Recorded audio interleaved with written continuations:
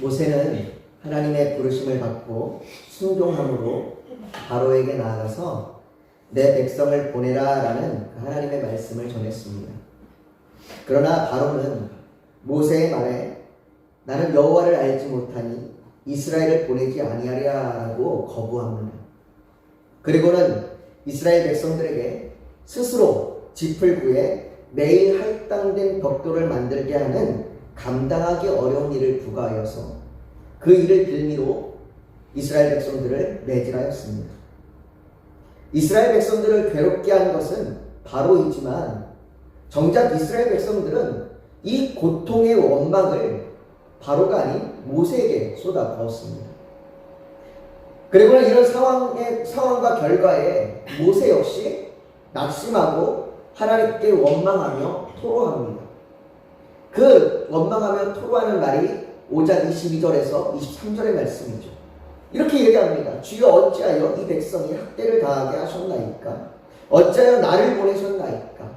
내가 바로에게 들어가서 주의 이름으로 말한 후로부터 그가 이 백성을 더 학대하며 주께서도 주의 백성을 구원하지 아니하시나이까? 이렇게 토로하는, 이렇게 하나님께서 구원하지 아니하신다고, 이렇게 구원하지 아니하실 건데 왜 나를 보내냐라고 토로하는 이 모세를 향하여 하나님께서는 이런 모세를 질책하거나 이런 모세를 탓하지 않으십니다. 하나님께서 이런 모세를 향하여 왜 끝까지 믿지 못하냐고 책망하지 않으십니다.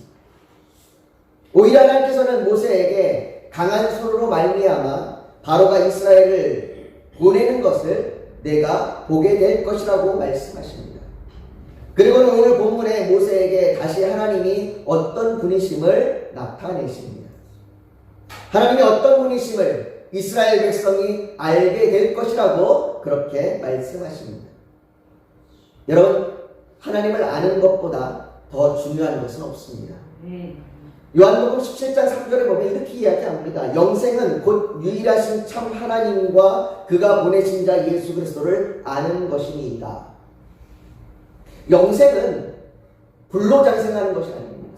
내가 죽지 않고 영원히 진시황이 가장 그렇게 바랬던 불로장생을 누리는 것이 영생이 아닙니다. 영생은 하나님을 아는 삶, 그 삶을 살아가는 겁니다. 호세아 4장 6절에 보면 내 백성이 지식이 없으므로 망하는도다. 내가 지식을 버렸으니 나도 너를 버려 내 제사장 되지 못하게 할 것이요 내가 내 하나님의 율법을 잊었으니 나도 내 자녀들을 잊어버리리라 라고 말씀하십니다. 누가 망하는 자입니까? 하나님을 알지 못하는 자, 하나님을 아는 지식이 없는 자가 망하는 자입니다. 누가 영생하지 못하는 자입니까? 하나님을 모르는 자가 영생하지 못하는 자입니다. 여기서 말하는 지식은 하나님을 아는 지식입니다. 지식이라고 해서 단순히 정보를 쌓는 것을 말하는 것이 아닙니다. 하나님을 안다라는 것은 내가 하나님을 압니다. 나는 하나님을 압니다 라고 얘기하니까 하나님을 안다라고 하는 것은 인격적인 관계 속에서 아는 겁니다. 사람에게는요, 누구나 하나님을 알고자 하는 갈망이 있습니다.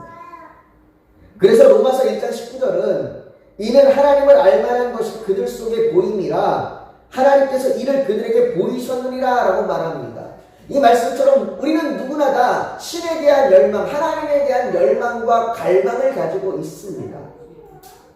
그러나 사람들의 죄와 무지로 인해 하나님을 알고자 하는 갈망을 다른 우상으로 바꾸어 버린 것입니다.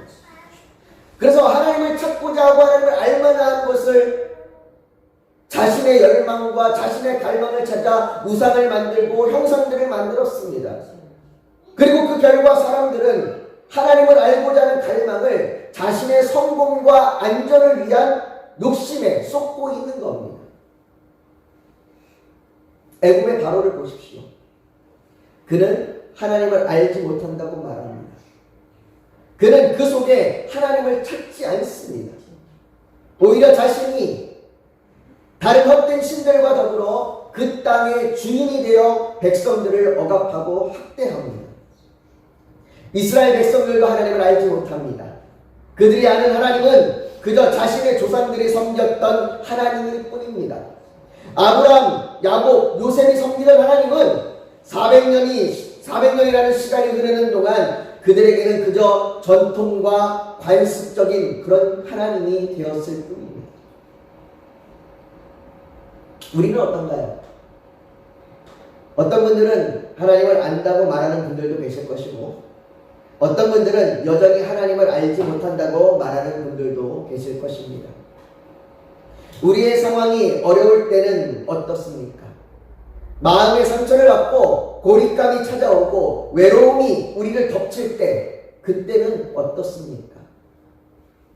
일이 잘 풀리고 마음의 기쁨이 있을 때는 하나님께서 나와 함께 하시는 것 같아서 하나님을 안다고 말하지만, 마음이 상하고 힘든 상황에 있을 때는 하나님이 계신지 모르겠다, 하나님이 계신지조차도 모르겠다고 의심하고 방황하실지도 모르겠습니다. 사실 그런 이유로 고민하면서 힘들어하고 그래서 교회를 떠나는 그런 많은 사람들도 있습니다. 모세 역시 그런 마음을 가지고 하나님께 어찌하여 라고 원망하며 불평하고 있는 겁니다. 어찌하여 나를 보내셨습니까? 어찌하여 나를 보내셔서 내가 감당할 수 없는 이 일을 감당하게 하시는 것이고, 이 일로 인하여 내가 또다시 마음의 상처를 받게 하시는 것이고, 어찌하여 나를 보내셔서 하나님께서 구원하지 않으시는 이 일을 내게 또 보여주시는 겁니까? 라고 하나님을 그렇게 원망하며 불평합니다. 모세는 떨기나무 불꽃 가운데 임하신 하나님을 만났습니다. 그때 하나님께서 모세에게 나는 내 조상의 하나님이니 아브라함의 하나님, 이삭의 하나님, 야곱의 하나님이라 라고 그렇게 말씀하셨고, 내가 반드시 너와 함께 있으리라 라고 말씀하셨으며, 나는 스스로 있는 자이라 라고 자신을 알려주셨습니다. 또한 하나님께서 이스라엘 백성을 애굽에서 이끌어내어 가나안 땅으로 인도하실 것을 말씀해 주셨습니다. 하나님께서는 이스라엘의 고통을 들으시며 그들을 구원하십니다. 그러나 바로 앞에서 모세의 말이 무시당하고 그가 이스라엘 백성들에게 다시 원망과 분노의 말을 듣게 되자, 이스라엘을 구원하시겠다, 내가 너희와 함께 있겠다, 나는 스스로 있는 자다 라고 그 말씀하셨던 그 하나님은 사라졌습니다. 물론 정말 하나님께서 사라지신 것은 아닙니다. 하나님께서는 여전히 그분의 존재와 그분의 능력으로 계십니다. 여전히 그분의 말씀을 신실하게 이루십니다. 그러나 모세의 시선에서 그 하나님은 사라졌습니다. 모세의 지식에서 그 하나님은 희미해졌습니다. 분명히 하나님을 만났고 하나님의 음성을 들었고 하나님의 함께 하심을 계속 함께 하심을 보았고 하나님의 그 놀라운 표정을 보았음에도 불구하고 그의 상황이 상처받고 절박하고 아픔을 겪게 되자 그 하나님이 보이지 않는 겁니다. 그 하나님이 사라져버린 겁니다. 그 하나님을 알지 못하게 있는 겁니다. 마치 물속에 빠져가는 베드로와 같습니다. 베드로는 물 위로 걸어오시는 예수님을 보았습니다. 예수님께서 안심하라, 나니 두려워하지 말라라는 말씀을 들었습니다. 보았고 들었습니다. 그리고는 물 위를 걸어서 예수님께 향하여 갔습니다. 그런데 그가 바람을 보자 무서워하였고 물에 빠졌습니다. 그는 두려움에 의심했습니다. 그의 시선이 예수님이 아닌 바다를 보자 갑자기 그 상황이 인식되기 시작하고 두려움이 몰려오기 시작했습니다. 지금 이 상황은 자신이 어떻게 할 수 없는 상황이 된 겁니다.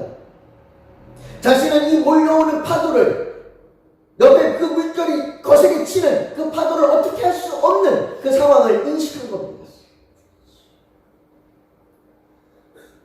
여러분, 베드로가 물 위로 걸어가는 상황은 원래부터 자신이 어떻게 할 수 있는 상황이 아닙니다. 오직 예수님만 바라보고 간 겁니다. 그 상황을 주관하시는 것은 자신이 아니라 예수님이셨습니다. 그런데 그 시선을 예수님에게서 바다로 돌리자 그 상황이 인식되기 시작하고 자기가 그 상황에서 뭔가를 해야만 하는 그런 두려움이 몰려오기 시작한 겁니다.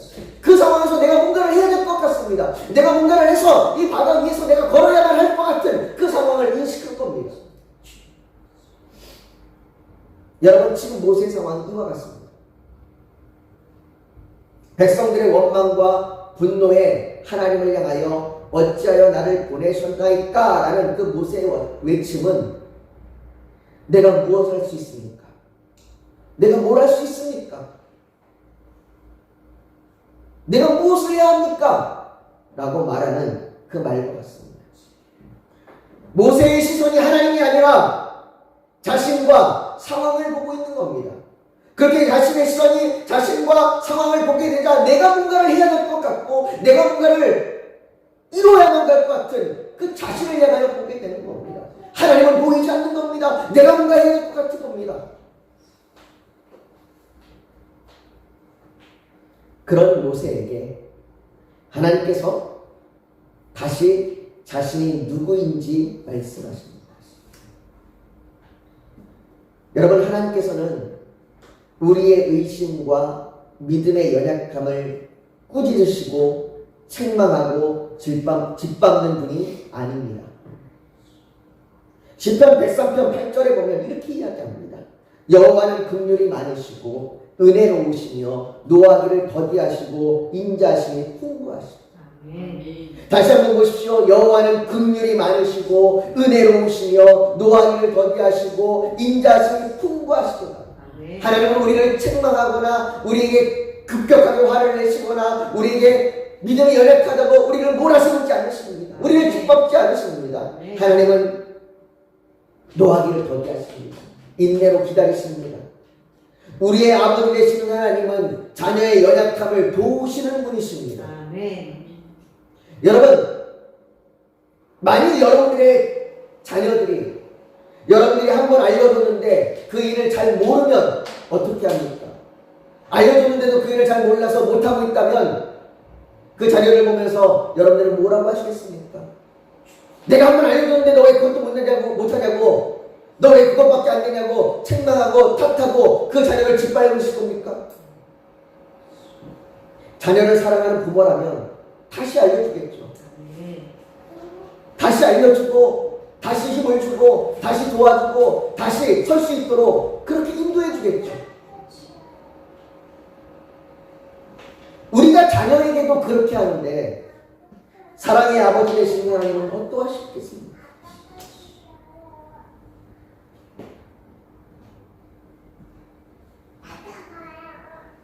하나님은 그렇게 모세에게 자신을 또 한 번 나타내어 알려주시는 겁니다. 떨기나무 불꽃 가운데서 자신을 나타내서 내가 누구인지를 알려주셨던 그 하나님께서 모세가 실망하고 좌절하고 낙심하여 주변의 상황과 환경을 보게 되자 다시 나타나서 내가 다시 알려주신 거예요. 내가 너에게 나를 다시 보여주겠다. 내가 너에게 다시 나를 알려주겠다. 여러분, 우리 역시 반복해서 그렇게 하나님을 알아야 합니다. 내가 하나님을 알고 있어도 그 하나님을 다시 기억해야 합니다. 다시 한번 생각하고 다시 한번 상고해야 합니다. 그래서 베드로후서 1장 12절에는 이렇게 이야기합니다. 그러므로 너희가 이것을 알고 이미 있는 진리에 서 있으나 내가 항상 너에게 생각나게 하려 하노라. 여러분들, 베드로는 어떤 사람입니까? 그는 실패하고 좌절하고 넘어졌던 사람입니다. 물속에 빠져갈 때만 그런 것이 아닙니다. 그는 예수 그리스도를 배반하고 십자가를 부인하고 그는 예수님을 저주하고 떠나갔던 자입니다. 그런데 그 베드로에게 예수님께서 다시 나타나셔 그에게 다시 사랑한다고 다시 알려주었고 다시 나타나셨습니다. 그것을 경험한 베드로가 얘기하는 겁니다. 너희가 하나님을 알고 있느냐? 그래, 너희가 이미 알고 있다는 걸 안다. 그러나 내가 항상 너희에게 다시 말하는 것은, 내가 너희에게 다시 이 하나님에 대해서 알려주는 것은 너희가 다시 생각나게 하려는 것이다 라고 말씀하고 있습니다. 우리가 하나님을 알고 있으나 또다시 기억하십시오. 우리가 하나님을 알고 있으나 또다시 생각하십시오. 하나님이 어떤 분이심을 나타내실 때마다 그 하나님을 또다시 만나십시오. 우리는 계속해서 아는 것을 상기해야 합니다. 계속해서 아는 것을 기억해야 합니다. 하나님께서 지금 모세에게 그것을 하고 계시는 것입니다. 자신의 상황을 보며 낙심하고 하나님이 아닌 상황에 시선을 두고 있는 모세에게 하나님께서 자신이 어떠한 분이신지를 다시 생각나게 하십니다. 오늘 본문 2절을 한번 보십시오. 우리 오늘 본문 2절 같이 한번 읽어볼까요? 같이 읽습니다. 시작. 하나님이 모세에게 말씀하여 이르시되 나는 여호와이니라. 하나님께서 모세에게 다시 한번 자신이 여호와이시라는 것을 선언하십니다. 이것은 모세가 몰랐던, 모세가 전혀 알지 못했던 그 완전히 새로운 것을 계시하는 것이 아닙니다. 그가 이미 알고 있는 것을 다시 구체적으로 알게 하시는 것입니다. 그로 말미암아 그가 자신의 상황이나 바로의 승리가 아니라 다시 여호와 하나님을 바라보도록 하기 위함입니다. 그렇다면 하나님께서 모세에게 나는 여호와이니라 라고 선언하시는 것이 구체적으로 무엇이겠습니까? 그 선언의 구체적인 내용이 무엇이겠습니까? 먼저 3절과 4절에 보면 이렇게 이야기합니다. 내가 아브라함과 이삭과 야곱에게 전능의 하나님으로 나타났으나 나의 이름을 여호와로는 그들에게 알리지 아니하였고 가나안 땅 곧 그들이 거류하는 땅을 그들에게 주기로 그들과 언약하였더니 라고 말합니다. 여기 이 구절에서 약간 우리를 당혹스럽게 하고 약간 어렵게 하는 그 내용이 있습니다. 이 구절에서 3절에 보면 내가 아브라함과 이삭과 야곱에게 전능의 하나님으로 나타났으나 나의 이름을 여호와로는 그들에게 알리지 아니하였고 라고 하는 부분이 우리에게 약간 당혹스럽게 합니다. 왜냐하면 창세기의 여러 부분에서 여호와라는 이름을 사용하고 있기 때문입니다. 아브라함도 그랬고 이삭도 그렇고 야곱도 그렇고 여호와라는 이름을 사용했습니다. 그런데 왜 이 구절에서 그들에게 여호와로 알리지 아니하였다라고 이렇게 말하는 것일까? 왜 하나님께서 조상들에게 자신들을 여호와로 알리지 아니하였다고 그렇게 말하는 것일까요? 그것은 단순히 여호와라는 이름을 아느냐 모르느냐 이것을 말하는 것이 아니라 하나님께서 행하실 일을 아는 것에 대하여 말씀하시는 것입니다. 조상들은 그 아브라함과 야곱과 이삭들은 하나님을 여호와로 알았습니다. 그 여호와의 이름을 알았습니다. 그러나 그들이 아는 것은 여호와의 이름을 아는 것뿐입니다. 하나님께서 4절의 말씀과 같이 아브라함과 이삭과 야곱에게는 그들의 자손에게 가나안 땅을 주시기로 언약하셨습니다. 즉 그들이 알고 있는 하나님은 언약의 하나님이십니다. 그러나 5절은 말합니다. 이제 애굽 사람이 종으로 삼은 이스라엘 자손의 신음소리를 내가 듣고 나의 언약을 기억하여노라 라고 모세를 비롯하여 이스라엘 백성들이 알게 되는 하나님은 그 여호와 하나님은 언약을 기억하시고 그 언약을 행하실 여호와 하나님이라는 것입니다. 그래서 전능하신 하나님께서 아브라함과 이삭과 야곱에게는 약속하시는 여호와 하나님으로 나타나신 것이며 모세와 이스라엘 백성들에게는 그 약속을 지키시고 행하시는 여호와 하나님으로 나타내시는 것입니다. 이런 의미에서 여호와로 알리지 아니하였으나 라고 그렇게 말하는 것이고 너희에게는 여호와로 알리는 것이다 라고 말하는 것입니다. 여러분 이것이 모세에게 이렇게 말하는 이 이야기가 우리에게 얼마나 큰 은혜인지 모릅니다.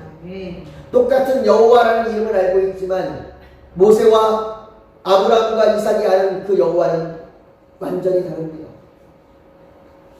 하나님께서 약속으로 아브라함과 이삭과 야곱에게는 자신을 나타냈으나 모세에게는 그 약속을 지키는 하나님으로 나타나신 것 같이 우리에게는요 구약에는 감추어졌던 그 구속의 사건이 예수 그리스도를 통하여 우리에게는 택하시고 부르신 모든 자를 구원하시며 새 사람들에게 하시는 놀라운 은혜를 알게 하시는 것입니다.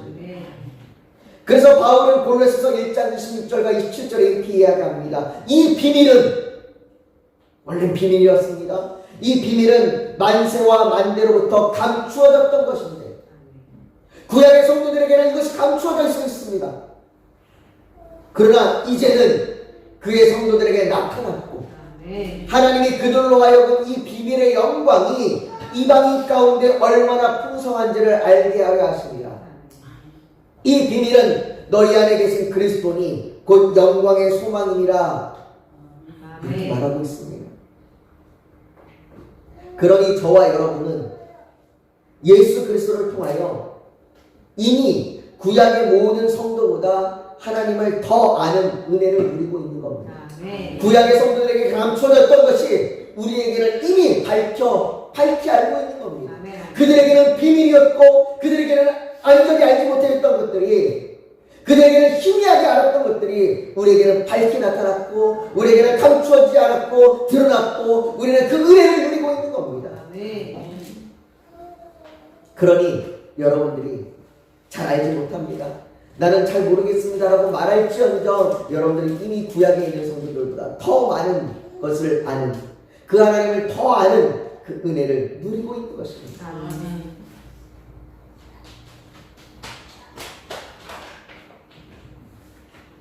다시 본문으로 돌아가 보십시오. 하나님께서 모세에게 자신이 약속을 지키시는 여호와 하나님이라는 것을 이제 구체적으로 말씀하십니다. 하나님께서 어떻게 그 약속을 이루시는 그 여호와 하나님이신가? 먼저 6절을 보십시오. 그러므로 이스라엘 자손에게 말하기를 나는 여호와라. 내가 애굽 사람의 무거운 짐 밑에서 너희를 빼내며 그들의 노역에서 너희를 건지며 편팔과 여러 큰 심판들로서 너희를 속량하여. 여기에 동사들을 잘 보십시오. 약속을 지키는 여호와 하나님은 어떤 분이시냐? 이스라엘 백성을 빼내시며 건지시며 속량하시는 하나님이십니다. 그래서 7절에 말하기를 너희를 내 백성으로 삼고 나는 너희의 하나님이 되리니 나는 애굽 사람의 무거운 짐 밑에서 너희를 빼 너희의 하나님 여호와인 줄 너희가 알지라라고 말합니다. 그 하나님께서 이스라엘을 자신의 백성으로 삼으십니다. 그로 말미암아 하나님께서 자신을 구원하시는 여호와 하나님으로 알게 될 것입니다. 그리고 마지막으로 8절은 말합니다. 내가 아브라함과 이삭과 야곱에게 주기로 맹세한 땅으로 너희를 인도하고 그 땅을 너희에게 주어 기업을 삼게 하리라. 나는 여호와라 하셨다. 하나님께서 그들을 빼내어 그들을 속량하여 그들의 백성이 되게 하고 그들을 인도하여 그들에게 허락하신 그들에게 약속하신 그 땅을 주리라 라고 말씀하십니다. 나는 이런 여호와라. 나는 이런 여호와라. 너에게 약속을 하고 너에게 언약했던 그 여호와, 너희 조상들이 그렇게 해놨던 그 여호와가 이제는 너에게 그렇게 행하실 그 여호와로, 그 구원의 하나님으로, 만군의 아버지 하나님으로 너에게 나타날 것이다 라고 너에게 말하고 있는 것입니다. 이와 같이 하나님께서는 모세에게 자신을 여호와라고 선언하시면서 모세에게 바로의 승리처럼 보이는 지금의 상황과 백성들의 원망에 시선을 두지 말고 여호와 하나님을 바라보라고, 그의 시선을 여호와 하나님께 고정하라고 그렇게 다시 잡아주시는 것입니다. 여러분, 실패는 망가짐이 아닙니다. 다시는 일어날 수 없다는 의미가 아닙니다. 실패는 다시 할 수 있다는 말입니다. 우리도 모세와 같이 바로의 승리에 백성들의 원망에 좌절하고 낙심할 수 있습니다. 매일같이 죄와 싸워 쓰러지고 하나님 뜻대로 살지 못하여 한탄할 때 사단은 우리에게 그 실패의 흔적들을 보여주면서 다시는 일어날 수 없다라고 그렇게 우리를 속입니다. 그러나 하나님께서는 우리에게 다시 나는 여호와인가 라고 말씀하십니다. 그 하나님께서 우리를 새롭게 하시며 인내로 믿음의 싸움을 싸우게 하십니다. 그러니 사단의 말에 속지 마십시오. 거봐라, 실패했잖아. 거봐라, 너의 상황은 너를 일으키지 못하잖아. 거봐라, 너를 통해서 아무것도 나타나지 않잖아. 이렇게 우리를 속이는 말에 속아서 넘어지고 주저앉고 쓰러져서 다시 일어나지 못하는 그 상황에 널브러져 있지 마십시오. 하나님은 우리를 다시 일으키십니다. 아멘. 우리의 시선을 다시 여호와 하나님께로 고정하십니다. 아멘. 오늘 본문 마지막 구절은 우리를 향하여 던지는 질문과 같습니다. 우리 한번 구절을 같이 한번 읽어볼까요? 같이 읽습니다. 시작. 모세가 이와 같이 이스라엘 자손에게 전하나 그들의 마음과 상황과 가혹한 노력으로 말미암아 모세의 말을 듣지 아니하였다. 이스라엘 백성들은 모세의 말을 여전히 듣지 않습니다. 그들이 왜 듣지 않습니까?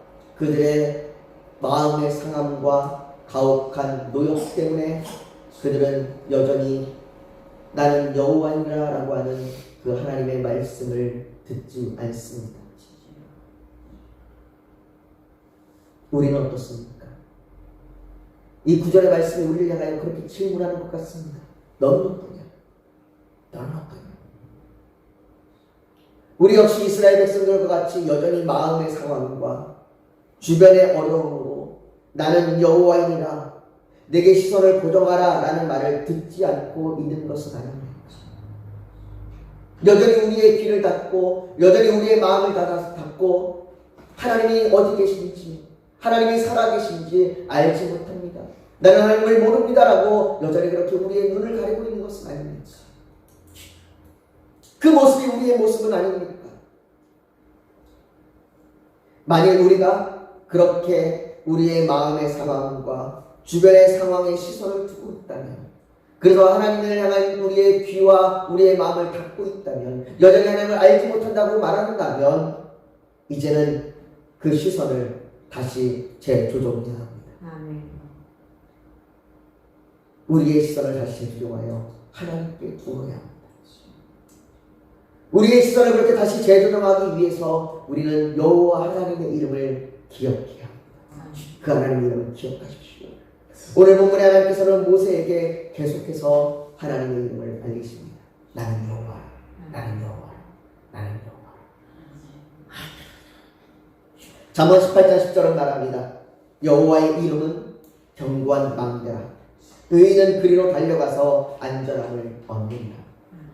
여호와의 이름에 안전함이 있습니다. 아멘. 여호와의 이름에 평안함이 있습니다. 아멘. 여호와의 이름에 우리의 모든 주변의 상황 가운데 흔들리지 않는 힘이 있습니다.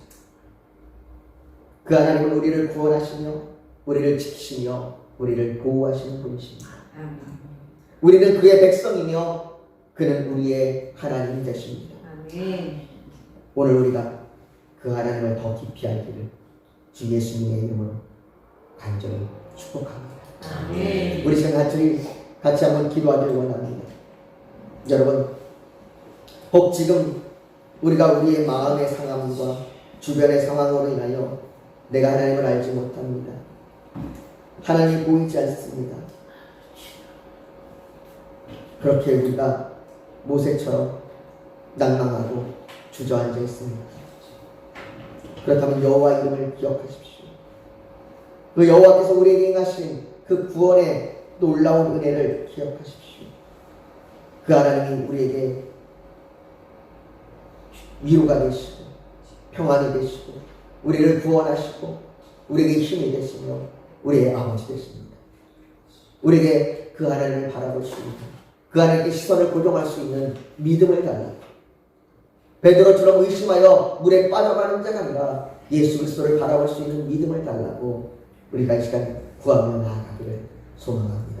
우리 지금 같이 그렇게 주님 앞에 간절히 부르짖어 기도하겠습니다. 같이 기도합니다. 여러분 잠시 고개 숙여서 묵상하기를 원합니다. 오늘 하나님 앞에 내가 여호와 하나님의 이름을 다시 기억합니다. 그 하나님이 우리의 구원자 되시고 우리의 아버지 되심을 다시 기억합니다. 우리가 그 하나님을 기억하고 그 믿음으로 하나님만 바라보며 나아갈 수 있는 삶이 되게 하여 주시옵소서. 그렇게 고백하는, 그리고 그렇게 결단하는 그 그 결단이 있다면 가슴에 손을 얹어 하나님의 표현하시기 바랍니다. 또 오늘 예배를 드리러 나오면서 기도의 제목 소원이 있어서 주님께 맡기기를 원하신다면 손을 포기해 얹기를 원합니다. 육신이 연약하면 연약한 곳에 믿음으로 손을 얹으십시오. 오늘 하나님께서 성령으로 우리 사이를 운행하시며 우리를 만드시고 치료하여 주실 줄 믿습니다. 거룩하신 아버지 하나님, 우리의 마음의 상황과 우리의 현실이, 우리의 주변의 상황이 우리를 낭망하고 힘들게 하고 쓰러지게 합니다. 그래서 하나님이 없는 것처럼, 하나님이 보이지 않는 것처럼 우리가 의심하고 두려워하게 합니다. 사단은 그 우리의 실패를 드러내놓고 조롱하며 하나님이 없다라고, 우리가 다시 일어나지 못할 거라고 그렇게 우리를 속입니다.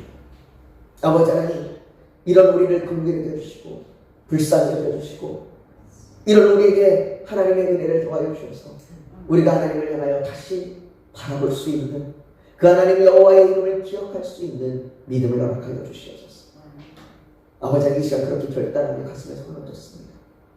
그 고백 가운데, 그 결단 가운데 하나님 함께 하여 주시옵시고 우리에게 믿음을 주셔서 우리가 여호와 하나님을 바라보며 나아갈 수 있는, 하나님께 시선을 두고 고정하며 살아갈 수 있는 힘과 지혜와 지식을 더하여 주시옵소서.